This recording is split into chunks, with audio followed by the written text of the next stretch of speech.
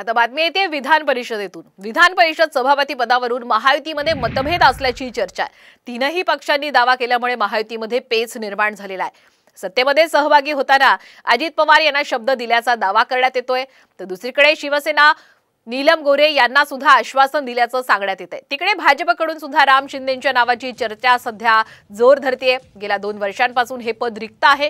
विधान परिषदेला 100 वर्ष पूर्ण झाल्याच्या निमित्तानं गुरुवारी विधान भवनामध्ये म्हणजे आज हा कार्यक्रम आयोजित करण्यात आलेला आहे। या कार्यक्रमाला उपराष्ट्रपती येणार आहेत, मात्र पद रिक्त असल्यामुळे या महत्त्वाच्या कार्यक्रमाला सभापतीच नसणार आहेत। मात्र आता कुणाच्या गळात सभापती पदाची माळ पडणार हे मात्र पाहणं महत्त्वाचं असेल। अधिकचे अपडेट घेऊयात आमचे प्रतिनिधी सुनील काळे यांच्याकडनं।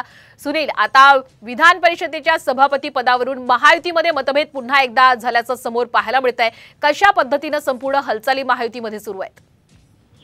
खरं तर आपण बघतो की सभापती पद हे भाजपच्या कोट्यात असल्याचं भाजपच्या नेत्यांकडून सांगण्यात आलंय। पण यापूर्वी रामराजे निंबाळकर जे राष्ट्रवादीचे होते ते अजितदादांबरोबर गेलेले आहेत। त्यांच्या नियुक्तीनंतर हे पद रिक्त झालं होतं, पण आता त्यावरती सुद्धा राष्ट्रवादी पक्षाने दावा केलेला आहे आणि लोकसभा निवडणुकीत असं आश्वासन दिल्याचं म्हणणं आहे। त्यामुळे भाजप असेल, राष्ट्रवादी शरद अजितदादा गट असेल, त्याचबरोबर शिवसेनेचा शिंदे गट असेल, हा तिन्ही पण पक्ष आहेत ते या पदावरती दावा करताना दिसत आहेत। नक्कीच सुनील, धन्यवाद आपण दिलेल्या संपूर्ण अपडेट बद्दल।